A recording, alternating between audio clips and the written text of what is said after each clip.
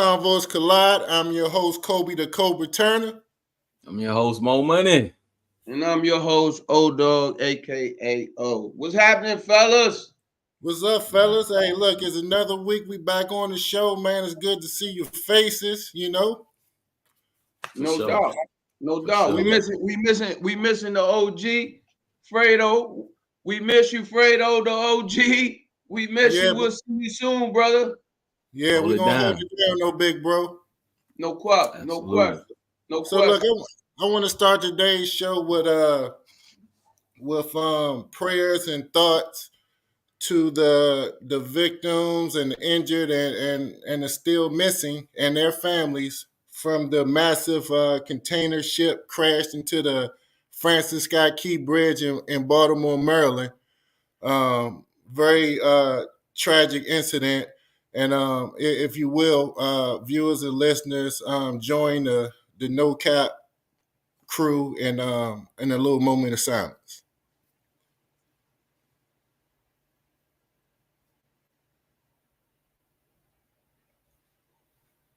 Thank you. All right, fellas. Now get to a little lighter topic. This is March Madness. We had hey, look, first week of NCAA tournament, both men's and women. Start with you, Mo Money. What did you like? What did you see? Man, what did I like? You know what? It's ladies first. So I'm gonna start with the ladies first. I Mm-hmm. like the University of South Carolina. I love everything that they got going on. They have not disappointed thus far. I also love what Caitlin Clark is doing. Although I think it was West Virginia, they tried to step their game up defensively, but it's hard to keep a score like Caitlin Clark down. On the men's side of things, it's a lot of good things going on, but I'm gonna talk about what I don't like. I don't Okay. like the fact that Calipari got a lifetime contract because he's wasting a lot of talent that come through Kentucky. If you look at the NBA, you look at a lot of the top 5, top 10 players, they came through there, and he hadn't done anything with it, and he still has a contract. He's coming back for his 16th season. I just don't like to see him continue to waste that talent. So those are Okay. my thoughts about March Madness, fellas. So I want to respond to that real quick, Mo, before I pass it to O, because Yeah, and I'm before. gonna respond to that as well. So go ahead, Money Mo. Go ahead, So, Cole. Go ahead, so Cole. the only thing I disagree with that statement is I don't think Calipari is wasting his players' talent because I think his priority in terms of his team is to prepare those young men for the next level, and he's doing Uh, a fantastic job at it. Now, if I was a Fact. fan or if I was part of the Fact. university, Kentucky, they all about Final Fours and winning yeah. championships. So I would be frustrated about that. But if I was a parent of those kids or me being a former ball player myself, I would love to go play with Calipari. I wouldn't hesitate 1 second to sign on that dotted line to play for him because he's going to get you ready. Now, even if you don't go to the NBA, he's getting you prepared for life the way that he cares about those kids. So that's why I disagree in terms of wasting their time. Okay. Facts. That's the only So, thing I was gonna say as well. okay. That's Well, the yeah, dog, my bad, Cole. That's the only thing. no, go ahead, bro. Yeah, yeah. That's the only thing I was gonna say as well. Is he ain't waiting. He is setting them up, and that's the reason why his players go on and have great success in the NBA and become good players and doing very well. From the De'Aaron Foxes to my man that's at OKC right now. The list goes on and on. We don't even have to talk Mm-hmm. about that. So you got to understand what he is doing and what like he says. Your first year in the NBA is at the University of Kentucky. So that's already established. And what he is doing with those kids, setting them up, you know what I'm saying, for their futures. And those kids know that it's tough to get those kids with that mindset that they knowing that, hey, I'm really one and done. I'm out of here. You know what I mean? Or whatever. It's tough to get those kids to buy in and say, hey, listen, yeah, you guys are preparing yourself for the next level. But hey, let's get these wins and let's come together as a team. Some of you guys are gonna have to be like what Devin Booker was years ago. You might have to come off the bench where you know you'll be a bona fide star somewhere else or whatever the case may be. But if it's going to help you be successful at the next level, that's what I'm preparing you for, whatever. And at the end of the day, let's look at all the money and the revenue that Calipari is still bringing in there or whatever. at Kentucky, and I think he's just fine. Yeah. So, dog, let me ask you, what's your takeaways from the first week of the NCAA tournament? First of all, like I'm talking about the girls. I think Mo touched on it with South Carolina, Dawn Staley, what she is doing with the team, how she had the young lady that transferred. I forgot where she transferred from, and I think her family is from Hawaii. Brought her father over, and that was the first time she played in front of her father. I thought that was awesome. Also, I like what Juju doing out there in Cali. Stay up late. To all our viewers, our fans, our listeners, stay up late and watch this young lady ball and watch this young lady play. She is doing tremendous things out there on that basketball court. Her basketball knowledge and IQ of the game, it looks like it's just years and years beyond some of these other young kids or whatever the case may be. As far as the men go, man, UConn is still doing what they do. I love how they balling. And for some reason they the national champions, but they under the radar. Explain that to them, But I think that's how they will want it. You know what I'm saying? As far as what they got going on, because they out there balling, they blowing teams out. And Houston had a tough scare the other day. I don't know. You got to be careful, man. You got to play all whatever many minutes until the buzzer go off. No way possible Slim should have got that shot off with 1 second to go. Or whatever the case may be, to take it to overtime or whatever. But I love the whole overall NCAA tournament. But I'm not gonna lie, the girls tournament, especially if LSU win and Iowa win, and they got to play each other both. Man, I'm tuned in. I'm locked in. That joint like must see TV. 100%. Absolutely. Yes, sir. Absolutely. Yeah, and I agree with you guys in terms of some of these teams that has been standout teams. And I'll start with the men's side. I'll say the best for last. I like UConn. I think they're the most complete team in the tournament. I think they're the most disciplined team in the tournament, and they're well coached. Like O-Dog said, they're flying under the radar, even though they're the defending champions. But that's because they really don't have that marquee player that they're pushing. That's going to be like, oh, he's going to be the number one, number two pick. Although they do have a really good guard by the name of Tristan Newton. That's that should play in the next level. I also like Houston just because they're gritty, they're tough. You know what I mean? They rough and tumble teams. I know they had a scare against Texas A&M. And they went to overtime to have to win that game. But I kind of expected that game to be close because a lot of those guys grew up in the same areas, played AAU together. So it's a lot of familiarity with the team. So it's kind of like bragging rights when you come home for the summer. So they was thumping. It's like west side against the east side of your neighborhood. That's what that was. And that's what they played too. Yeah. They had about 8 people in foul trouble, both sides. So you know what that was.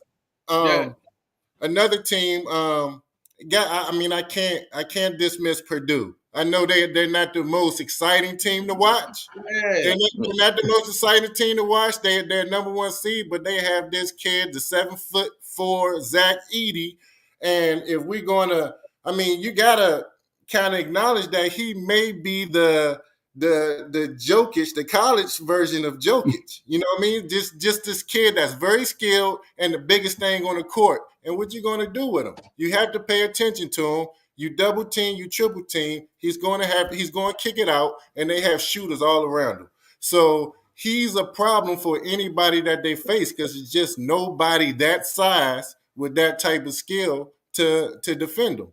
And then last, my favorite team that I'm keeping my eye on is Tennessee. I've been watching them a little bit throughout the season. They're very exciting. They got, to me, the most exciting player left in the tournament, swingman Dalton Connect. He averages about 26, 27 points a game. He was SEC Player of the Year. He's a straight-up dog. He's a baller, and he can give you 40 at any given game. So, and a lot of times when you talk about NCAA tournament, it's all about that one guy who rises above the rest and show his star power. And I think out of all of them, I think he has that ability to show his star power. Oh, what you think? Wait a minute, but let me ask you this though. Both of y'all, I think all three of us forgot. Man, I love what Shaka doing with Marquette, man. Hey, Yeah. shout out to Shaka. That's my man. He got his start. That's what I'm saying. I was surprised none of us brought him up. Come on, fellas. Hey, it was coming. I was like, damn, we gotta talk about Shaka. He out there, man. That man out there, man. He got them boys balling. He got them boys balling. Point guard. Shout out to Shaka. He's a hell of a coach. For those who don't know, he got his start at University of Dayton. He was our video coordinator. Didn't know that. So I go way back with him. So to see where he ascended to, oh man, it's awesome to see. And he got Marquette playing some ball. He do. On the women's side, of course, South Carolina. I think it's their tournament to lose. And what I like, they're similar to UConn on the men's side, where it's not really one person that you like, oh, they're going to give the ball to her. She's going to score 25, 35. They have a balanced team. They have 3-4 players that's scoring in double figures. And then they have another 3 players that's right there on the cusp of double figures. So I don't know how you defend a team that's well balanced like them and as well coached as them. And then they have horses. They have athletes. So they're going to be a tough out. USC, Juju, superstar to me. I said it last time we was on the show. I think she's the best player in college basketball, even over Caitlin Clark. I'm going with Juju. So when you have that type of talent on your team that can just take over a game, kind of like I was mentioning with Dalton Connect from Tennessee, you always have a chance to beat anybody. LSU, I'm not sold on this year. Look, matter of fact, I'm gonna put an upset alert out. Their next game against UCLA, I'm gonna go with UCLA. And shout out to Kiki Rice, DMV finest. She in a tournament showing off. She was the number 1 player in all of high school basketball coming out 2 years ago, and now she's coming into her own at UCLA. So that's another team that we have to watch. And then UConn, you can never dismiss them because UConn is UConn. You know what I mean? Paige Beckers is back, fully healthy. So you already know about, their coaching history. So, hey, look, I'm just excited to see Sweet 16, Elite 8, all the way into the championship. Absolutely.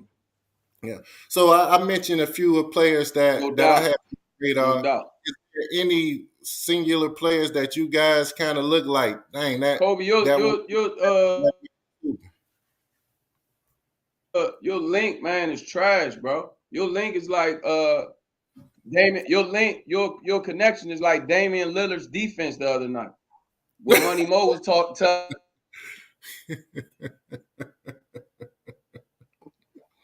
telling us back in the summer. Yeah.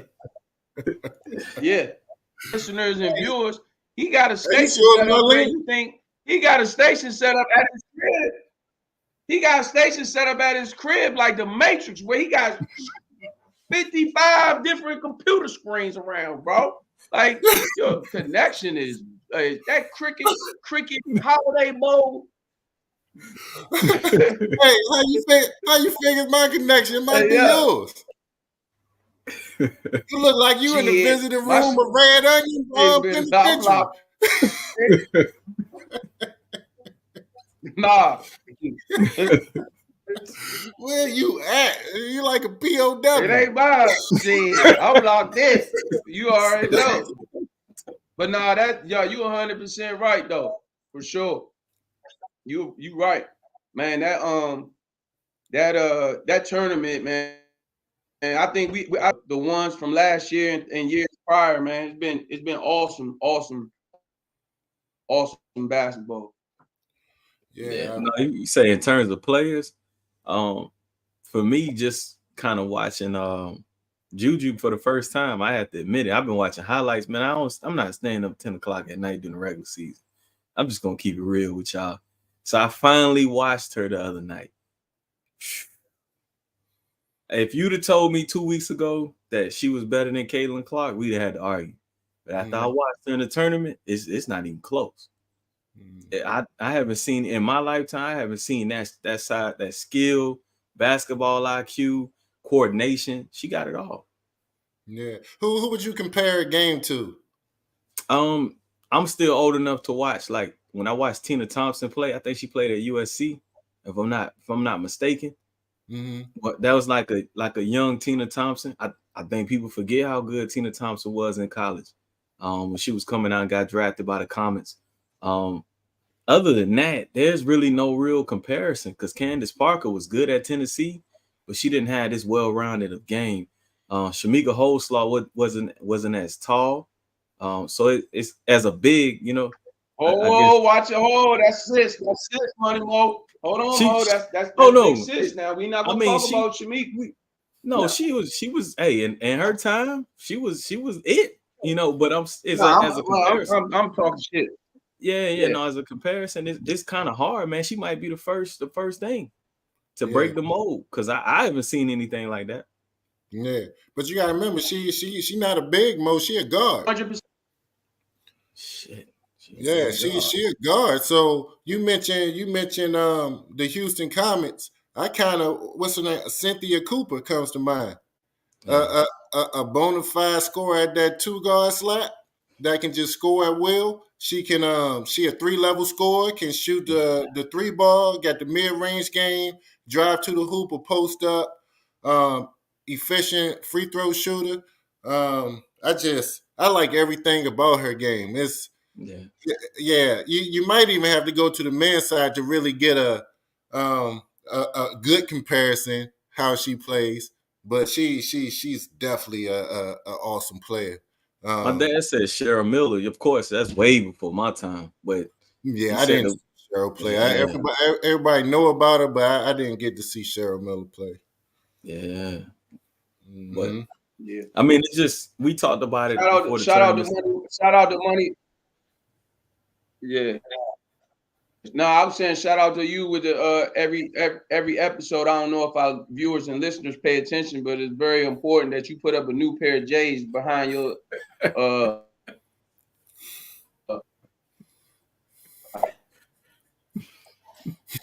think it's your left shoulder every show, man. Salute to that, brother. They call me beat over there, bro. Salute to that. Stop the show. You hear me? We all got our vices in life. That's one of my vices, man. You right about that. Ain't nothing wrong with that, brother. Ain't nothing wrong with that. You already know. Yeah. Nice. Yeah, for sure. Hey, look, so we have a guest coming shortly, but before that, man, give me your predictions, both on the men's side and the women's side. Who's going to be the NCAA champion?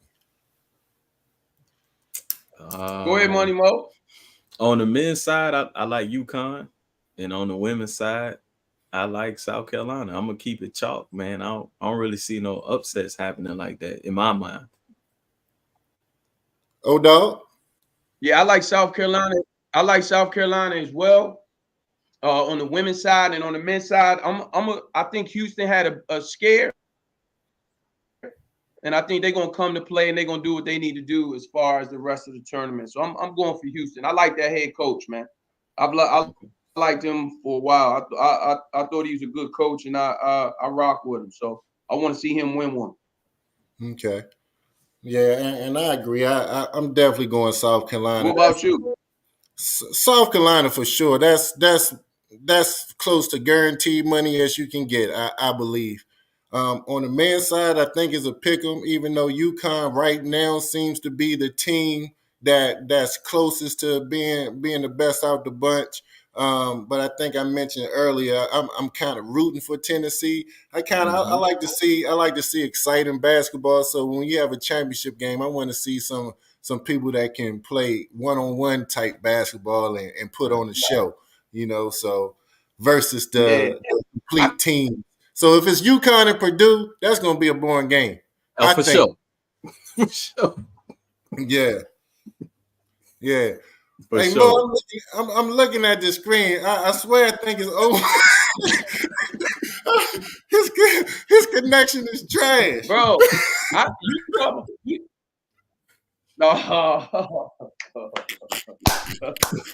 Hey, look, you trying to go at my connection, bro? It's cool. I ain't gonna say nothing. Y'all already know where I'm at. Shoot, Hey, listen, look, hey, Mo, I'm talking about on a serious note. I think they messed up the bracket.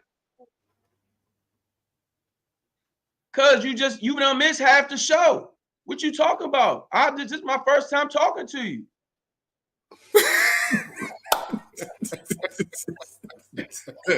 Nah, bro. Hey, Mo, I think he gonna be on first team all Michael Horton. I'll be right back. I'll be right back. Y'all hear me? Oh, you gotta go back and watch that show. You gotta watch that show, bro. That was before my time. Bro, you gotta watch that show. Crazy. Hey, what y'all think about that comeback victory last night, the Lakers and Milwaukee Bucks? I couldn't believe it. I cut the game off right before halftime, and then I just happened to cut the game back on, and I saw a double overtime and Lakers up 2. I said, what the, you know what I mean? So what y'all think about that? Man, KG, what it do? What it do, boy? What it do? Go ahead, Money Mo. Man, I'm gonna be real with you, man. I don't know what happened with Milwaukee. To tell you the truth, I mean that's embarrassing. That's embarrassing. Without LeBron James on the court, you got Austin Reeves out there looking like one of the best 2 guards in the league. That should never happen. No, you know. And then, man, I watched. So I had to go back and rewind it. I did like Kobe. So I'm like, you know what? Let me see what the final score was. So I'm a Lakers fan. I'm like, oh shoot, they winning. All right, let me check it. I rewind it all the way back. So what the Lakers did to come back, man, is they attacked Dame Lillard. That's plain and simple. I watched the whole game. Now, no. Hold up, man. Money Mo. Now I watched the whole game. I knew he was going there. Yeah, you know. Now I will say he wasn't playing. He wasn't switching like he was supposed to, 100%. And he did make the game. He did make the big 3 to go. You know what I'm saying, or whatever. But like you said, defensively, it's to the point for real. They need to. He did his job, but they need to sub his ass out when it comes to defense. I'm beyond with you. You know how you do the offense, defense, and then he got to understand, though it's Dame time, right? It's Dame time. Sometimes, nigga, pass the ball. Excuse my language, listeners, but sometimes pass the ball to Giannis so he can at least try to get a foul or whatever. You know what I'm saying? Like, you don't need to shoot every time, bro. Every time he's shooting that joint, I'm like, bro, yeah, they brought you in to be a closer, but sometimes being a closer is passing the ball. You don't need to shoot every time, bro. You know what I mean? Malik Beasley. Malik Beasley ain't seen a shot he ain't like. Yeah, he let that thing fly. Man, 100%. But to O-Dog's point, the commentators mentioned that a few games ago, Doc Rivers pulled Dame Lillard in the crunch moments for defensive purposes, and they said Dame Lillard went the hell off. Went the hell off Doc, went the hell off on some folks and said, don't ever do that again. You know, that's never happened to me. Nobody, you don't pull me out. So what? So what? If it don't want, so what? I would have told him, so what? I would have said, welcome. Yeah. Ain't too many people. So what? You don't want it to never happen to you? Have the same way you got that aggression when you had your shot blocked twice last night. Had that same aggression when you was supposed to do that switch to jump out and get a hand in what you call him face. They hit the what's the boy Reed, get a hand in his face because they messed the switch up. What you talking about? Shut up. That's the problem. I would have told him, I don't care. So what? Your money guaranteed and so is mine. Now, what we talking about? Now, so what? Hey, and I agree. Tell these motherfuckers the truth. Nah, you're not switching. I wouldn't have to replace you, or I wouldn't have to sit you down. If you got to show some type of, you got to at least, come on. I need more effort. Yeah. I need more effort. Yeah. You know what I'm saying? Like, come on, bro. I ain't even, we ain't even wasting no time on that motherfucker no more. With the defense that he played, he cost them that motherfucking game last night. Because if he switched the right way and he has some, I'm not saying that he make the shot or he don't, but it become a tougher shot. And even the commentators last night said the same thing. Him and what's the boy name? that was in Utah. Huh? You said Utah? Oh. The guards, the 2 guards that was playing last night. It was Dame and the black boy that came. He played at not Gonzaga, but back in the day when he was in college, he played at like Butler or whatever. You know who I'm talking about? He been a journeyman. So last night you had Malik Beasley out there. You had Dame. You had Chris Middleton. Middleton. Damn. Was it Malik Beasley? It might have been. Was it Wesley? Was it what's the boy that played at Butler back in the day? He a guard. He been everywhere. I thought he was in. It might have been Malik Beasley, but yeah, whatever. He ain't do the switch right, man, or whatever, man. Malik Beasley, he been trash on defense. Dame gotta play a little bit better defense, bro. Whatever. So anyway, man, you already know. And you know what? I think the Bucks babying him too much as well. Because I know they said that Doc Rivers, the way he handled it, he called Dame Lillard on the phone, kind of like, hey, look, I apologize, but I just did what I thought was best for us to win that specific game, And then, from what I understand, offensively, even Giannis, they're going out of their way to get him the ball to show him that it's his team, it's his offense. Like when it come down the stretch, like they say, it's Dame time. They really trying to go out of their way to show that this is team. The ball is in your hand, and we gonna play off of you. And that's why they ain't gonna win, like Money Mo said. So Money Mo, salute to you, brother. You was right. Me and Kobe was wrong. So he's scoring points, but they ain't playing good team ball. And when they was playing good team ball, is when Giannis, Middleton, Holiday, them boys was messing around doing what they had to do. KG, 100%. You right. KG, y'all got practice tomorrow. That boy KG, that's the MEAC Defensive Player of the Year tuning in. You know what I'm saying? That's little bro right there doing his things, man. We gonna get you on the podcast soon, boy. Keep doing your thing, man. Go get some rest, boy. You got practice tomorrow. Spring ball. Hey, quarters tomorrow, boy. 225. Let's hit it. Cup 110s, motherfucker. So let's transition. Let's transition a little bit. This is always one of my favorite parts of the week when we have a special guest coming on. What I'm gonna do, I'm gonna pass it over to O-Dog. O-Dog, introduce our next guest. Hey, man, this next guest, man. Look here, man. It's my boy. It's the one and only Freehold from Freehold, New Jersey. One of the best special teams players in his time when he played. At one point in time, was one of the highest paid special teams players in the NFL. John Madden said he had the hardest hit that he had ever seen. My man, Darrell Reid in the building. What's up, baby? What's up, baby? One thing we not gonna do today, we not gonna cap. We not gonna cap today, baby. No cap in my rap. You see the hat? You see the hat? I see it. Oh, I see it. Yeah. Come on, man. Hey, man. I pulled this one out. This is a special one right here, man. Hey, man. Hey, look. You know welcome to the No Cap Sports Show, baby. All that. Yeah. No doubt. No doubt. Hey, man. About. G, man, we want to get straight to it. I got my man Money Mo. I got my cousin Cole. What's up, man, baby? we want to get straight to it. Man, tell our listeners, our viewers, people that's watching the show a little bit about your background and what made you, what helped you and what made you get into football and how it all started off in the Pop Warner League to take us up to high school. And then we're going to ask you some questions about college as well. Man, how much time we got? Shit, we got 30, man. Come on, man. Let's talk. Let's man, talk. Listen, I'm from Jersey. You know, I'm a Jersey boy, East Coast. You know, I know that No Cap Sports podcast got mad East Coast love. You know how we do. I mean, we nationwide. You already know. We nationwide, but the East is the East. Let's keep it a buck. We're going to keep it a buck here, right? So, right. You know, I'm from Jersey, went to school at the University of Minnesota, played, started 4 years, all that good stuff. You said take it from Pop Warner. I actually like what made you? Listen, hey, D. Reid, the reason why I'm asking because you are from the East Coast and from New Jersey, right? So that basketball so big up there, right? And you play the basketball. What made you go on the gridiron? Listen, and play that football? Now I gotta.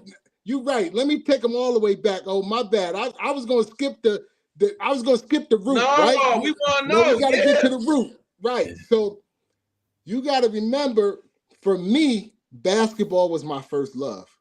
I'm from Jersey. Basketball was look. Oh, disappointed. Just so y'all know, it's the first.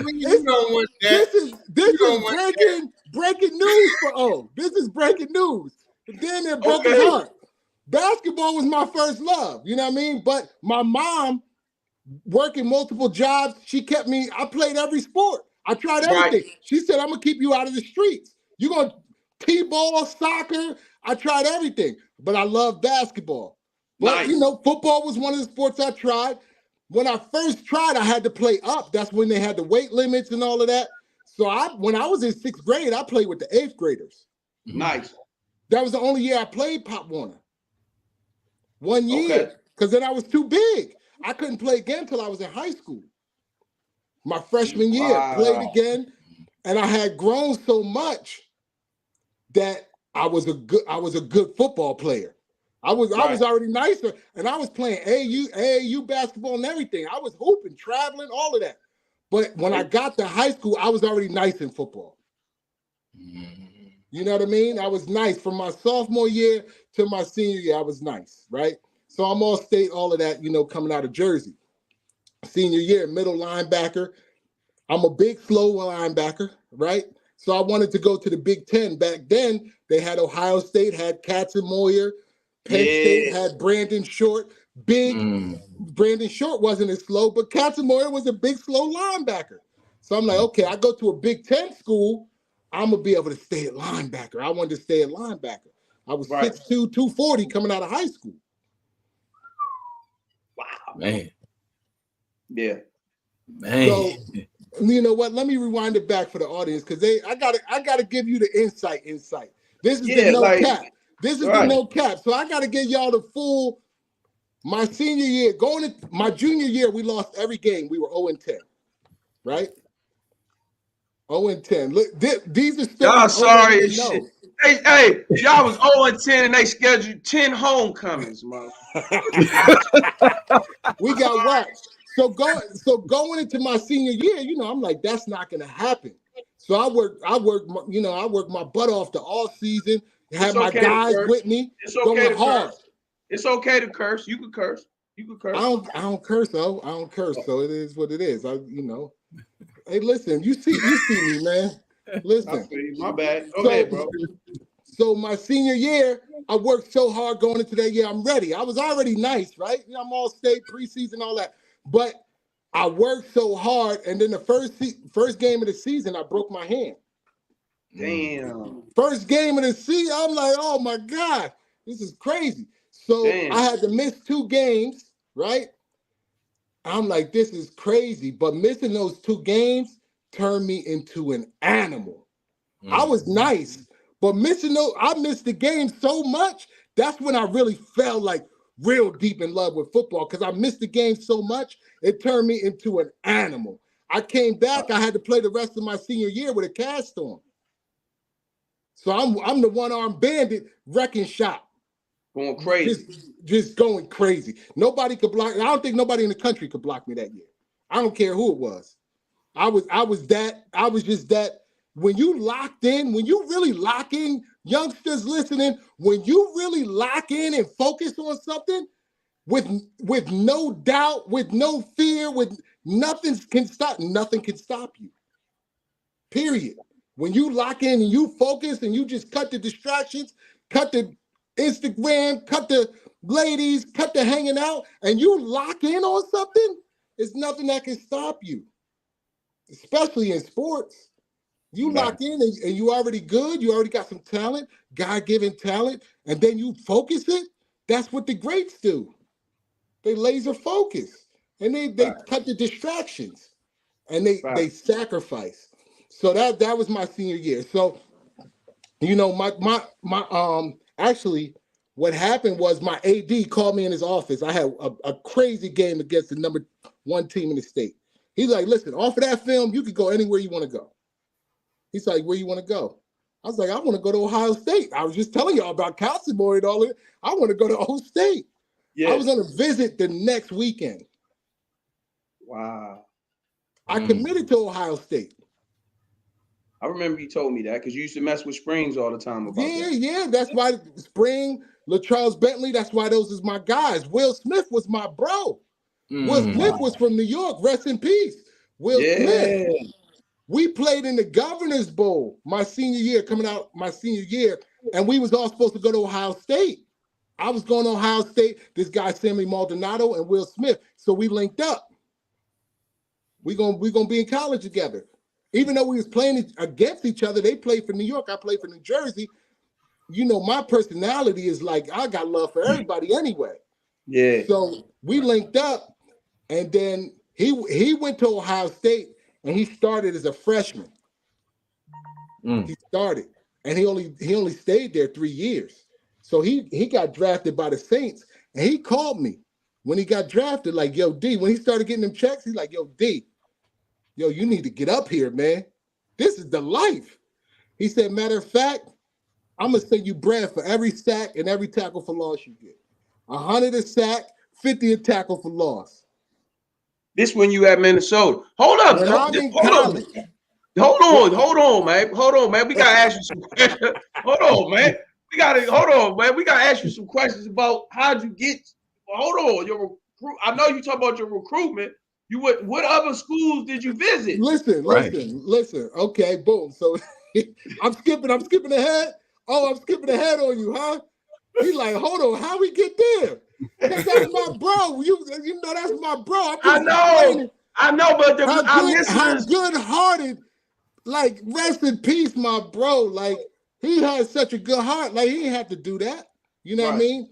But so I committed to Ohio State. That's where we were, right? Right. And what happened was Coach Cooper got fired. That's when Tressel first came in. Right. When Cooper got fired, the new staff, Tressel and them, wasn't recruiting me the same, so I didn't feel comfortable. They went and recruited 5 All-Americans at my position. I'm like, I might never see the field. I'm a big, slow linebacker. Yeah, you wasn't. I'm behind Darren Scott and all these cats. Nah, I'm cool. So I opened my visits back up. I went on an unofficial visit to Ohio State, committed, right? That's when they had Michael Wiley at running back. Like he my man Mike Wiley. Shout out to Mike Wiley. He gonna come on the show. Yeah, that's my man, Mike Wiley. Yeah, he hosted me. And I knew they was getting money then. These dudes got listen, this is like 99. No cap. No cap. Yo, they got they had the 2-floor house with the leather couches. This like 2000. Like, where y'all getting that? Come on. Come on. They drive expeditions. This is the expedition era. Yeah. Only other cats that got that is moving work. Right. I'm from that era. You know what I mean? So anyway, so Cooper got fired. The new staff came in. Tressel wasn't recruiting me like that. So I opened my visits back up. I decommitted, opened my visits back up. And Minnesota was the first Big Ten school to start recruiting me. And they had a guy there. He was cold with it. His name was Mark Snyder. I don't even know if Snyder's coaching no more, but D-line coach. He had got a lot of Jersey dudes from Jersey around that time. Asad Abdul-Khalik, Greg White. Like, it was a group of us. He was recruiting Jersey hard. Nice. And I went there, and this is the no cap show. I can't tell y'all what I fell in love with up there, but you know. So went to Minnesota. It's Minnesota nice. The people are, it's great people up there. Very nice. Take care of you. Make sure you taken care of. The visit was dope. The players and all of that. So I committed. And then The rest, played at Minnesota. I redshirted my freshman year. I was a lot. Okay, here's a story for y'all. So my freshman year going to Minnesota, I redshirted, but I was a linebacker. I was an all-state linebacker coming out of Jersey, and I wanted to stay at linebacker. Right. So I came out. I was, like I told you, I was 6'2", 240 coming out of high school. After my redshirt year, I was 6'2", 235. Because I was trying to stay at linebacker. I'm slimming down. Right. They say, hey, listen, man, put your hand on the ground, man. Stop holding yourself back, man. Stop starving yourself, boy. Go ahead and let that body grow. Yeah. So they moved me in camp after my redshirt freshman year. They moved me to D tackle. Mm-hmm. My redshirt freshman year, they moved me to D tackle in training camp. And I started from there on. I was the smallest defensive tackle in the Big Ten, 6'2", 235. I got the article. Wow. Yeah, 6'2", 235. But, and I grew into the position. My next year, I was like 265, and then I was ready. Because I got handled at 6'2", 235 at D tackle. They was ragdolling me. Listen, we played Miami of Ohio. Oh, no, not Miami. Ohio University. That had what's his name at quarterback? Taylor? Rosenberger? No. Ohio University. Rosenberg. I thought Ohio. No, Ohio. Roethlisberger. He went to Miami. He went to Miami of Ohio. Listen, I can't think of this quarterback name, man. I don't know if there's anybody, if they tune in, how that. But anyway, I'll put it in the comments later. This quarterback from Ohio University, Ohio U, white and green.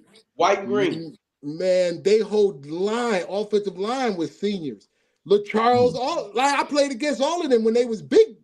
They all Americans. Right. I'm 6'2", 235. LaCharles was laughing. He was like, yo, LaCharles, he might not even remember that game, but I do. I'm a redshirt freshman. He a senior, all-American center. I'm going against him getting ragdolled, and he just laughing through the plays. They touchdown. Yeah, I got ragdolled that year. Ohio University, I mean, they lying with. So anyway, I grew into the position. I played at like 265. Then my senior year, I slid out to defensive end. And then, end up being like all Big Ten second team. Like in today's game, I had like 8 sacks, 15 tackles for loss. I would be like a second, third rounder today, man. Like my numbers, these dudes don't be having no numbers. It'd be crazy. But, end up, I didn't get drafted, which, to this day, I didn't get invited to the combine. I didn't get drafted, which, to this day, like, I'm not a fan of the combine. I don't care about the NFL draft because I wasn't drafted. I didn't go to the combine. So after the draft, there was basically a couple teams that wanted me. The Cleveland Browns, the Minnesota Vikings, and the Indianapolis Colts. And they all were offering the same bonus, like, the same signing bonus, $2,500, take it or leave it. I was like, damn, I owe my agent $5,000. Like, what kind of backwards? Welcome to the NFL. I'm in the red. So Cleveland Browns was out. We ain't going to the bag Browns. We ain't going to we're not going to the brown baggers. So I wanted to go to Minnesota because I went to school at the University of Minnesota. I knew the city. I knew a bunch of Vikings, Antoine Winfield, Big K-Dub, Kevin Williams, Corey Chavis, Michael Bennett. We hanging out. You know what I mean? Like, these my dogs, right? So I was like, I want to go to the Vikings. I already know them. I'm familiar with the city. That'll be sweet. But my agent was like, nah, you should go to the Colts. You fit their system better. I was like, well, listen, this is what I'm paying you to do. I already owe you $5,000, so I hope you get this right? You know what I mean? I hope you get this right. Now, not even thinking, I didn't even put 2 and 2 together that their coach is Tony Dungy, and he went to school at the University of Minnesota. He looking out. He looking out.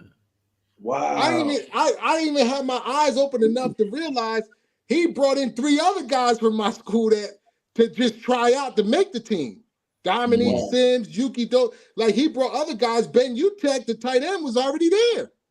Wow.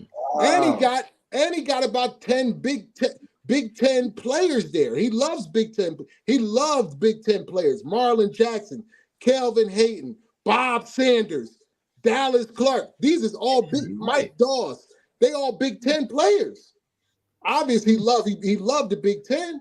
You know what I mean? But I couldn't even see that at the time. But my agent could. So, hey, he made his money back. You know what I mean? So, actually, my first game. So, I get into Colts camp, and one of my first days in the weight room, right? I'm working out. I don't even know if I'm gonna make the team. I'm a free agent. You know what I mean? They gave me $2,500. They ain't gonna lose a lot if they cut me. Marlon Jackson and all of them, they got time, but I don't know. So I'm in the weight room working out, and Peyton comes up to me. He's like, "Hey man, it's good to have you here." I'm like, is he talking to me? I might not be here tomorrow. He's like, yeah, good to have you here. I'm like, well, it's good to be here with you, I guess. But, it's one of those things that showed me early on, like Peyton truly understood his role as the leader of that team. From the top guy all the way to the janitor, he treated everybody with respect because he's the leader of that team, of that organization from the player standpoint. Like, because for him to come up to me, or maybe he knew more than I knew. Maybe he knew I was going to make the team. Right. But that was early on. So before we even had too many practices in, but maybe he knew I was Dungy's guy. I don't know. Right. I don't know, to this day. But he did come up to me, and that did make me feel welcome and like wow, like I'm going hard, and Hold on, D. Reid. Hold up, D. We want to transition. We want to transition a little bit, Money Mo and myself and Cole. We want to ask you a couple questions about that, that process of when you left Minnesota and how you went into the National Football League and them first couple years in the league. Go ahead, Money Mo. Yeah, so going on, D. Reid. What's going on? So after you left the University of Minnesota and potential free agent, the draft's coming up now. Somebody might watch this show. Your words might serve as an inspiration. Right. So in your mind, what is that uncertainty? What are you feeling after you leaving college with all those accolades, making the transition? I think for the top guys, it's easier, right? You kind of slot it in. For the guys that might get surprised on draft day, maybe they projected or they were told they might go early, and they watching and they didn't go yet. They didn't get picked yet for whatever reason. I think it's tougher on those guys that are waiting around. It's funny because I was just with my boy. Shout out to Tommy Harris. Tommy Harris was projected to go early, and he slid a bunch of picks, and he was one of those players that was worried, top player out of Oklahoma, top D tackle. I mean, he was monster. Yes, he was a monster. I loved his game. I loved his game. But he was just telling me the other day. I was just with him down in Dallas. He was telling me the other day on his experience in sliding in the draft. He said, "I fired my agent." Are you serious? You out of here. Get him out of here. Get him out of here. But just trust the process, trust the work you've put in, right? Trust the work you put in, and it doesn't matter where you get drafted. As long as you get into camp, you're still going to have to prove yourself. From the number 1 pick to the last pick to the free agents, when you get into camp, you're still going to have to prove yourself. You might have a longer leash. If they've invested more money in you, you have a longer leash. But at that level, you still got to prove yourself at that level. It doesn't matter what you did in college, what accolades you have, none of that matters. Yards, sacks, receptions, none of that matters. At that level, you have to prove yourself over and over again, and then you got to prove yourself year in and year out. Yeah. Because it doesn't even matter what you did last year. If Pat Mahomes ain't win another one, we wouldn't say he's him. But now we know he's him. Right. He proved it. He had to prove it again to us. Right. We thought, hey, it's Tyreek Hill. He got this, he got that. We can't say that no more. It's him. Right? Because during the season, it was looking a little shaky. Like, man, they need Tyreek right now. I know I was saying that. But he put it together. He's a true leader, right? So he figured it out and did what he had to do to make the plays to win. But so it doesn't matter where you get drafted. You're going to have to prove yourself and just trust the process and trust the work you're putting in and put in that work. You're going to have to put in extra work, extra film, extra time, if you want to be amongst the greats. Yeah. Go ahead, Cole. So D. Reid, as an undrafted free agent, and you mentioned that you wasn't invited to the combine. What steps did you and your agent take for you to gain exposure so teams could see you and gain interest so you can get invited to a camp and show what you can do? And the second part of that question was knowing the type of ball player that you were coming out of college and the accolades that you got by not getting drafted. Did that motivate you more? Did that take a little steam out of you? How did you handle that? I'm going to answer the last question first. Of course, that was motivation, because you got a chip on your shoulder. Like that's really not to go too far left. That's what makes Omar Omar. That's what makes O-Dog O-Dog. That's what makes Hawkeye Hawkeye. And if y'all know who Hawkeye is, it's all the same person. But he walks around with his chip on his shoulder at all times. You know what I mean? And it's from being an underdog and being doubted and being counted out. So you always feel you got to prove everybody wrong. That's no cap. Salute, brother. So that's, of course, anytime you feel slighted or you feel slighted, you should feel like you got to prove people wrong. And there's always doubters, there's always haters, so you always still got to prove people wrong. Even if you're the top pick, it's people saying you should have been the second pick. Oh, you shouldn't have been the first one off the board, whatever it is, because people got opinions. It's like LeBron right now. Why is he still playing? Because people got opinions that he's not the greatest. And he wants to go down as the greatest. That's the only reason he's playing. That's it. That's his motivation. So that's the answer to your second question. And your first question, what was it again? What did you and your agents do, the steps that you took to get exposure for teams to see you? Now, it's a lot different now, because we're in the social media age and the social media era. And there's a lot more ways to get exposure now than there was back then.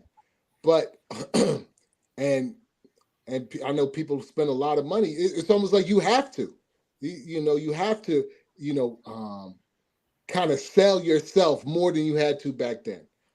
So I'm sure there's a lot of stuff that they do now. Some of the stuff I see and watch and, it's just all over the place. But you have to remember at the end of the day that there's people's jobs on the line that get paid a lot of money to find you.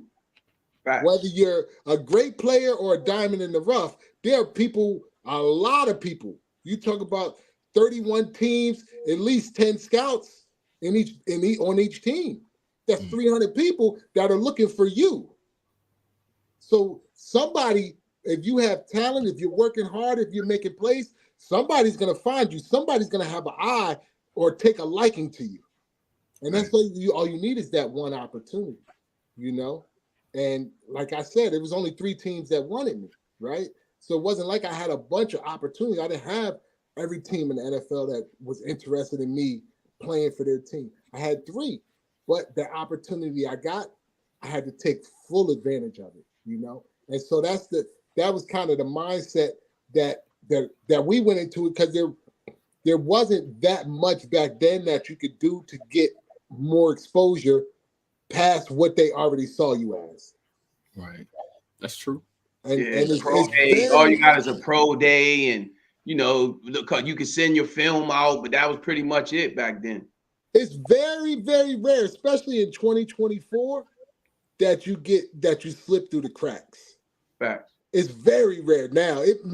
Back then it was more often, but now with all the technology they got and all of it, it's very rare that a player, not even a good player, even a decent player, slips through the cracks and doesn't even get a shot at camp. At least you're going to get into a camp, right? And then you have other leagues, you know, the XFL and Canada, and you know, you do have other opportunities. You know, whether you stay up there, I know dudes that went up to Canada and had a ball. You know, I know dudes that went up to Canada and had a ball. and ball. Hey, changing the topic. Next topic. Shout out to the cap. Hold on. Shout out to the DC Defenders. My man Vaughn Hutchins is the director of player development over there. You know, shout out to Hutchinson. I was training a young boy from James Madison. Was doing his thing, man. The very first day of pads, dislocated his elbow. Ask him about him. He was a monster. He was doing real well in camp, doing his thing. The very first play, freak accident, jumped out, and the tight end was coming back to the ball and ran through his elbow, and it dislocated his elbow. But they liked him so much, you know, they keeping him around, keeping him a part of the program. He's gonna go on IR, you know, get all that stuff figured out. But shout out to the gentleman, coach, the general manager Hutchinson and Vaughn Hutchins, the defenders. My man, Billy the Kid. His name is Sam Kidd. Look out for him. He's gonna be doing some good positive things out there. I got a couple more questions, D. Reid, before we get you out of here, man. Right. On that Super Bowl team, 2005, 2006. First of all, it's a 2-part question, right? Did you know that you was gonna have that many potential fucking Hall of Famers? I mean, think about it. Mathis, Marvin Harrison, Peyton Manning, Wayne, right? And got some potential, and got so many pros that, I mean, y'all was killing, right? But take me right in the end of the season when they saying y'all not tackling, y'all can't stop the run, y'all don't got a chance to go to the hey, I'm that guy. Give our listeners and our viewers just a little bit, right? It's a little bit about. I gotta give them a little taste. Do your thing. So take us. We was getting ran through, right? So pause. No Diddy. So we was getting. listen, right? I got it. I'm from Jersey. I know. Don't let the hat fool you. Listen, right? So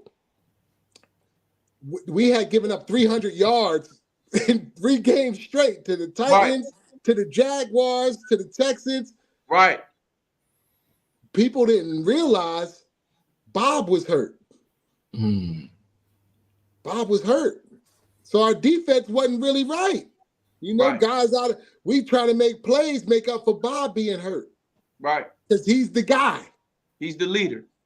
He Oh, I'm sorry. I didn't name Dwight Freeney. I apologize. Oh, I forgot of course. about him. Oh, of course. Yeah. You know, man. Forgot. I'm tripping. that's why when you said leader, I'm like, I can't just co-sign that. Right. We had dogs. We got Freeney, we got Brackett in the middle, that he's the mind. Mm-hmm. But on the back end, Bob is a savage. He's a stone cold killer. He put and he got a young bull, my little brother Antoine Bethea. That no disrespect to Mike Dawes, he told him, you go ahead and chill on out and recover for the rest of the season. Hey, sit this one out, buddy. I'm gonna get back to that. So okay. So what happened? I'm gonna get back to that. Don't let me.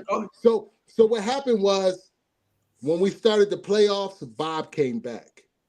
Right. And our first game was against the Kansas City Chiefs, and Larry Johnson had just led the league in rushing. Yeah.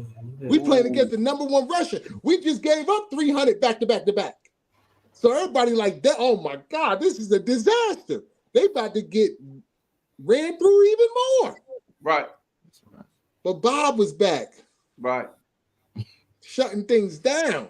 Yeah. You know what I'm saying? He put Cedric Benson out of the Super Bowl. Right. On the goal line. That's right. On the goal line, he came so low, ankles, all that area was done. Cedric, like, get me out of here. Okay, so I got to get back to where I was going with this other story. Okay, go ahead. Our bro Tweezy, our little bro Tweezy, Antoine Bethea. The very first day Antoine Bethea practiced, I knew he was a dog. Certified dog. They had Antoine Bethea. He may or may not remember this. He probably do. It's his life. But they had Antoine Bethea at the nickel. Right. That's where he started. I don't even know if you know this, old dog. You know this? Yeah. And he had 5 interceptions. No, hold on. I ain't go that far yet. This is the first day in camp. Day in camp. He's at nickel, so he's guarding. He moved his way up so quick, he's guarding the #1 slot. Oh. Mm-hmm. It's Brandon Stokely. This ain't no regular slot. Nah, this is Boogeyman Stokely. This is Stokely at the prime Stokely. Yeah. He catching everything, touchdown city. This Marv, Reggie, Stokely. Dallas Clark. Dallas Clark at tight end. Mm. This is who he's going against in practice. Ooh-wee. But I seen his footwork, the way he can move his feet from side to. I'm not a DB specialist, but the way he can sidestep without opening up and use his hands at the line and stick with a slot like Stokely, I said, "Oh yeah, he's a dog." Yeah, he was blanketing Stokely, blanket. Yeah, and you can't. Peyton can't get to Stokely. You was a bad dude. You was a bad. Yeah, you bad motherfucker. This was day one. Day one. Great. First time I seen him practice, I was like, okay. I think they was on the goal line or something. They couldn't catch nothing on Tweezy. Nothing. Right. Hey, I got one more question for you. Yes, sir. And then I'll let Kobe go. So we're not gonna let you off the hook. You gotta walk us through this play. So it's 2007, playing the Tennessee Titans. They kicked the ball off. John Madden on the call. John Madden. I don't know if you like if he talked to one of your girls or something, or you just didn't like the man who was catching the ball. But what was going through your mind as that ball was kicked off and you was running down on coverage? Listen, there's so much about this, you know what I'm saying, that people just don't know. First off, that game's on a Thursday night. We already qualified for the playoffs, and a lot of the starters aren't even playing. That's why they're on the sideline. If you look in the replay on the sideline in street clothes, you see Dallas Clark, Robert Mathis, they're not playing. It's really a game for the non-starters. So this is like my game of the year. Right. This is the only game I start. So I'm on defense and I'm on special teams that game. And you home. And we at home, and it's the only game on. Because it's a Thursday night game. It's only one game. It's not a Sunday game. That's why Madden was covering the game. Right. The only game on. Everybody watching. And the week before, I was special teams player of the week against the Texans. I got the ball behind me. So on that, hey, listen, no cap. That was a good one. That was a good one. Hey, Money Mo, man, this wild dude right here, man. Got the ball behind. Hey, I gotta tell some of these things are gonna be in the book. But so on that play, I was already special teams player of the week, which is important because they were double teaming me this week. Oh, that's what was going on. I was getting double teamed because I'm that guy, and I was just player of the week. They're like, yo, we got to get him out of here. Right. And y'all don't see the kickoffs before that when they hemming me up, throwing me on their sideline. Y'all don't see that. So I said to myself, if I can just get free, it's going to be nobody left to account for me. If I could just beat this double team one time, there's nobody left to block me. Because I was used to seeing different blocking schemes where it'd be somebody from the front and somebody from the back waiting for me. You know what I mean? Like, because I was one of the top players in the league, and I was a terror. So they doubling me, and I'm like, if I can beat it, it's nobody left to block me. So then what I did on that play is I gotta pick the weakest link. That's what O-Dog said. So I'm like, listen, I'm a fake it one guy, but I'm gonna go ahead but the other guy, make enough room through the wiggle, but make enough room where I can split them. And that's what I did on that play. And once I split them, I said, I'm free. He didn't see what hole? Now I went to my linebacker instincts. What hole does he see? And that's when you'll see me, I go like this a little bit, and then once I see the hole he see, I see it too. Yeah, I seen it too. Yeah. And for anybody who's played linebacker and caught a counter in the back, you seen guard across field, trap, counter, anything like that, like any in the box linebacker, when you got them, like you read it, you shot the gap, you know what I'm saying? Like it happens, safeties, corners, if you coming off the edge, same thing. When you shoot that gap and you got it, and you make that play, you know where it's going, you don't doubt it, that's what happens. It was no doubt. I knew the hole he saw, and it was just accelerate, kill. Yeah. That's what happened on that play. Yeah, salute to that. That's dope, man. So D Reid, I was rapping to a Sandbox homeboy yesterday, who's also a family member of the No Cap Sports Show podcast. Right. That was also one of your teammates in Indianapolis. By the name of Terrence Wilkins. He had nothing but great things to say about you, brother. So what's your experience like being in the locker room and playing with T. Wilkins? Oh my gosh. Now you're going see, like T. Wilk, T. Wilk is part of the original ski mask game. You see the players doing like this? Yeah. You see what the players do that now? Marvin Harrison Jr. does that now. Yeah. What's his name from Pittsburgh does that. But you see now the young players doing it. I made that. Right. That's what you did when you hit it was the ski mask. I made the celebration up. It's the ski mask celebration. I was putting on a fake ski mask. But people don't know that before every game, me and Marvin Harrison used to meet in the end zone and put on our ski masks. Because every game we called it going into the bank. We going to rob the bank. So we put our ski mask, we meet in the end zone, put our ski mask on before we went in the bank. That's probably how Marvin Harrison Jr. first saw it. He was a kid watching the game. But we used to do that, and we used to do it with the returner. And we said to the returner, you the getaway driver. So T. Wilkins is part of the original ski mask crew. That's dope. But that makes sense. That's dope right there. Yeah. I didn't totally know. See, T. Wilk was a vet already by the time he came to the Colts. and I met him. He was a vet. He was already a dog. I didn't really know his background till way later. Wow. All I knew is this dude can run. He returning kicks. He's not and then he's my dog. That's just, you click up with certain people. I've just seen T. Wilk probably, what was it? Maybe a year when the Super Bowl was in Phoenix. I seen T. Wilk out there in Phoenix. Yeah. He lived in Vegas. That's my dog. So, nice. But he was one of those special returners, Right. Right. For sure. And I was a special teams player. So we you got a link. Right. You got a link. Sure. Right. I'm blocking for you. You got to be nice to me. So D. Reid, before we get out of here, I want you to just tell us a quick little about, okay, you killing at Indianapolis. It's time for you to go. Your free agency is happening.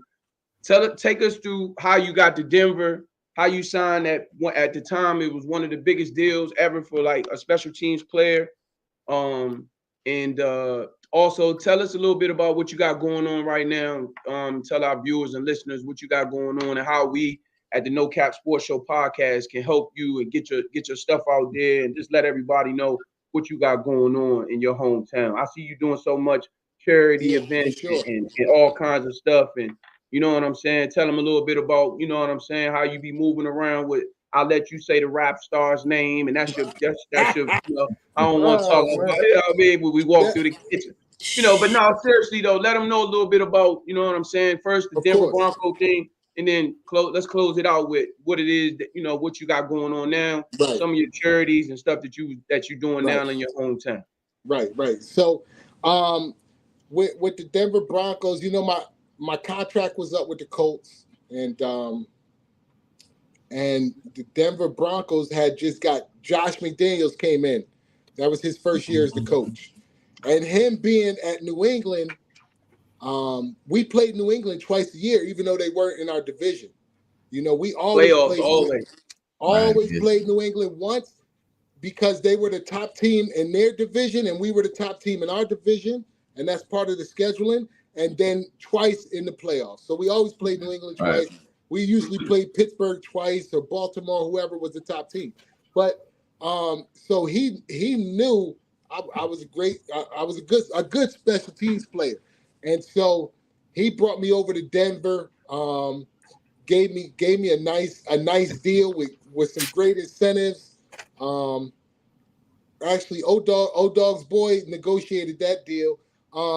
But it was a 3-year, $10 million deal. And I got a chance to go over to Denver and play with more Hall of Famers. My career, I probably played with like 11, 12 future Hall of Famers, because when I got to Denver, I'm with Champ Bailey. Mm. I'm with Brian Dawkins. Mm. I'm with Elvis Dumervil. Wow. And rest in peace to Marius Thomas, So, and Denver was beautiful, Denver was beautiful. And at that time, man, like I was such a big personality going to Denver. I was such a big person. I was only there 1 year because then I hurt my knee, and my career ended. But I was there for 1 year, but it felt like I was there for my impact on the city was like I was there for 3 years, in the community and in the clubs and on the field. Like I was a triple threat.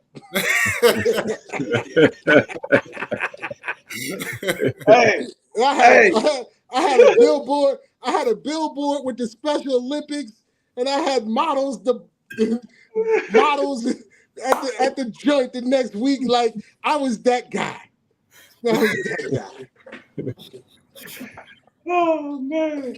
So yeah, but that was even though I was there just 1 year, it was amazing. It was special. I helped Elvis Dumervil lead the league in sacks that year. Yeah. He was a great player, and I shout out to Doom, and I don't take nothing away from him.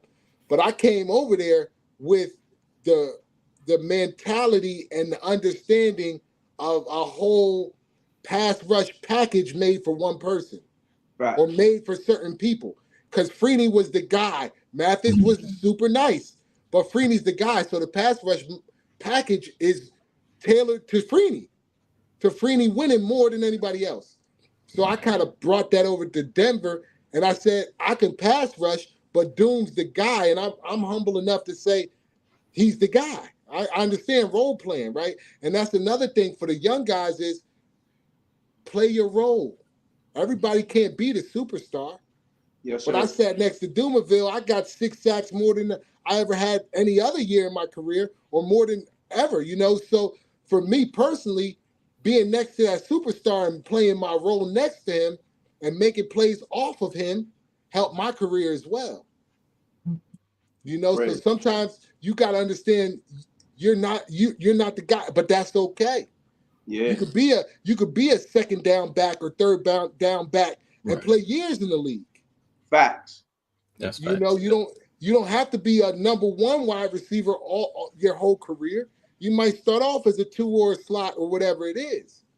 You know, maybe you coming off the bench early, but just when you get in there, take advantage of the opportunities. You know, yeah. But no. Tell us a little bit about what you got. Tell us a little bit about what you got going on now, D. Reid, before we close out, bro. Man, I got so much going on. I got my hands in all types of different things. Like I come from an entrepreneur family, so I've always been entrepreneur minded and entrepreneur spirited. I really didn't ever want to work for anybody else. I tried coaching and I realized it wasn't for me. You know, like it was too stressful. I was Hey, Money Mo, he tried to call me talking about, oh, I need you. I got a package together for you. Come on back to AZ. Yeah, I'm trying to get O out there. I'm trying to get O out there, man. I'm trying to get O out there. I was the head coach too. Yeah, I got you. Money Mo, I was like, nah, I saw the team. I said, send me some. Hey, Carlo, Money Mo, I said, man, send me some game film. Man, they out there look like the So, you know, I tried my hand at that, but it wasn't for me. But, you know, I have my own consulting company. I've had a consulting company for over almost 5 years now, where I help different brands and businesses grow through marketing, branding, strategic partnerships. I do capital raises. I'm heavy into business. A lot of people that really don't, or they know me from football as D. Reid, they don't understand like the business side of me, and just being around so many deals, and even, you know, like being around players like Freeney and watching how they move and do deals and do strategic partnerships, and somebody like Marvin Harrison, like that, you know, he's a savvy real estate investor, owns over 100 properties. I don't even know if he want that to be public information, but but you know, these are some of the guys that I've learned from over the years, and it allowed me to, and also going to Harvard Business School and Miami Business School, and being around business-minded people and coming from an entrepreneur family. So I have like different deals going on. Like I got a movie deal going on right now. Like it's not me personally starring in the movie. I don't want to. Like I've stepped away from being in the spotlight. Like I understand, for me, I can be in the spotlight, I can be behind the scenes, and behind the scenes, I can actually make more bread without people being in my pocket. Because once they know you making bread, everybody want to hold something. Right. Everybody looking for a loan, and then when you give them a loan, you can't find them. You got to borrow it back. You got to borrow it back. But and then I work with a number of different charities. Dreams Become Reality out of Arizona. We house underprivileged youth from across the nation. We started with some kids from New York that were from Brooklyn, really in some tough neighborhoods, brought them out there, changed their whole environment, and helped them be successful in life, just by changing their environment. We brought kids from, the Midwest, from Chicago, from Milwaukee, to give them a change of environment. So that's Dreams Become Reality. One of the foundations that I'm a part of, that's out of Arizona. We have ASG youth football in New Jersey. That man, they from 8U to 18U, they killers. You know, I could bring them down to down that way, and they'll wreck shop. Yeah. Best believe it. We're gonna set that. We'll have to set that up. We got Radcliffe Thomas. They got a Vicious. He was just on the show last week, and he was talking about his youth stuff. So I'm gonna definitely try to put y'all together, so that way and he played in Indianapolis. So you know what I'm saying? Rat played before. Sure. You know what I'm saying, before you. So it'll be good to link y'all up. For sure. Shout out to my man Vinny Curry. You know, Vinny Curry, Super Bowl champ from the Eagles. Yeah. He's heavily involved in the youth football scene in New Jersey now. Now that he's retired, he's got a little son that's Michael Jackson bad. He's gonna be nice. He can boogie. He's young too. He's young and he's nice. And you know he got that look. You know they got that look. Yeah. He got that look. And he dressed the part, you know, look good, play good. He playing under them rules. Yeah. And no more. But yeah, so you know, follow me. I'm in the CBD business, I'm in the hemp business, I'm in the marijuana business or the cannabis business, which covers both of them. You know, I have a retail store in Milwaukee. I have a grow facility in Mississippi. So, like I said, I'm involved in multiple different things like that. But you can follow me on Twitter, Instagram, Darrell Reid. You know, plain and simple, DarrellReid. And then you know, all my business pages you can see attached from that. If you're looking for any help with your business or anything like that. If you're looking to grow, if you're looking to raise capital, if you're looking for help on with credit, whether it's personal credit, business credit, like insurance, like, because with my consulting company, it's not just me, it's also the other companies that I have partnerships with, you know, so we cover a lot of different spaces from tech companies to manufacturers in China. Like I got so many like partnerships that I've done over the years and companies that I partner with that we have ongoing relationships. So, you know, just reach out, you know, to Darrell Reid. Point Consulting is the consulting company. And, you know, like I said, you can see all of that through my personal pages. And if you need any help with your business credit, business strategies, business ideas, like I'm all business, no cap.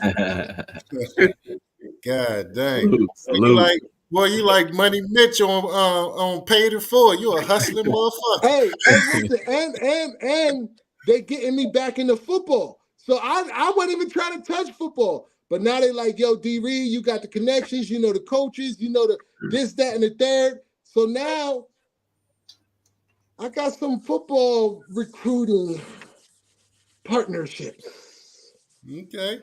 Well, I'm gonna hold you to that. Like we talked earlier off the camera, you know what I mean? So I got a couple dogs that I'm rocking with right now. I know you do, and I'm trying to send some guys to you to train. I got one in Jersey right now. He is nice. He's gonna be a senior next year. Naeem Parrish. Why? Listen for his name. I'm hoping he go to Minnesota. He'd be the next great corner safety out of Minnesota. Antoine Winfield Jr. We got Tyler Nubin coming out this year. He should go second or third round, one of the top safeties in the draft this year. And I'm hoping, you know, he goes there and is the next one out of there. Like, nice. Shout out to Eric. His last name Murray that came out of Minnesota. He with the Kansas City Chiefs. Facts. I just trained him 2 weeks ago, and I brought you up and got a chance to work with him when he was in town. But you know, I'm just moving around, man. You know what I mean? One of the top. Listen. All guys, man. They must know by now, right? The No Cap Show know that you one of the best DB trainers. Man, go ahead, man. Appreciate it.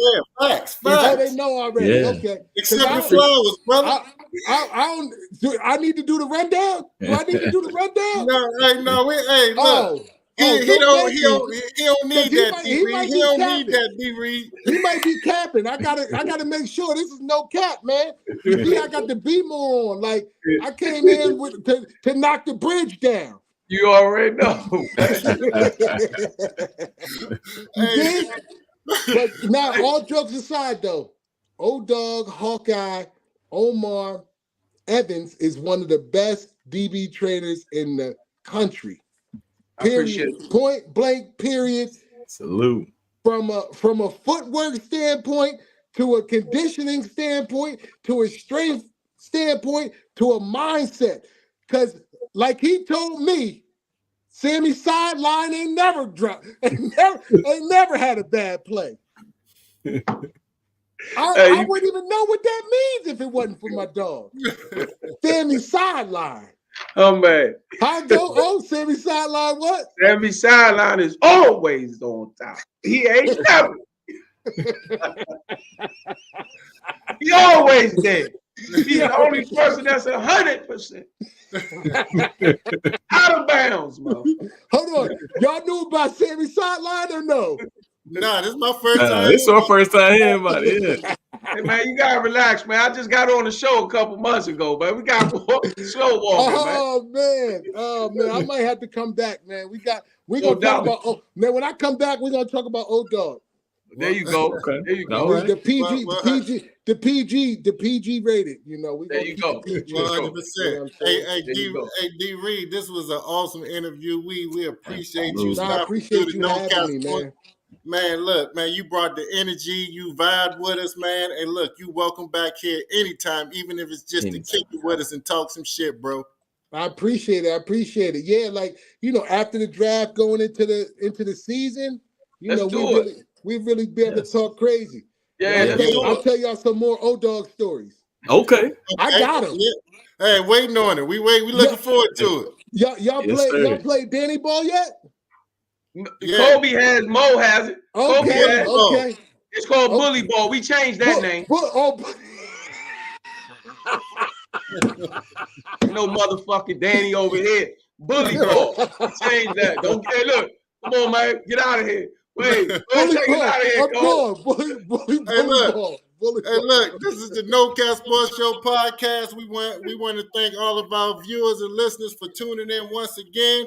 Continue to support us. We back here next week, same time. We're going to keep bringing you the heat, keep bringing you content that you want to hear, keep bringing awesome guests like D. Reed each and every time. Salute. Salute.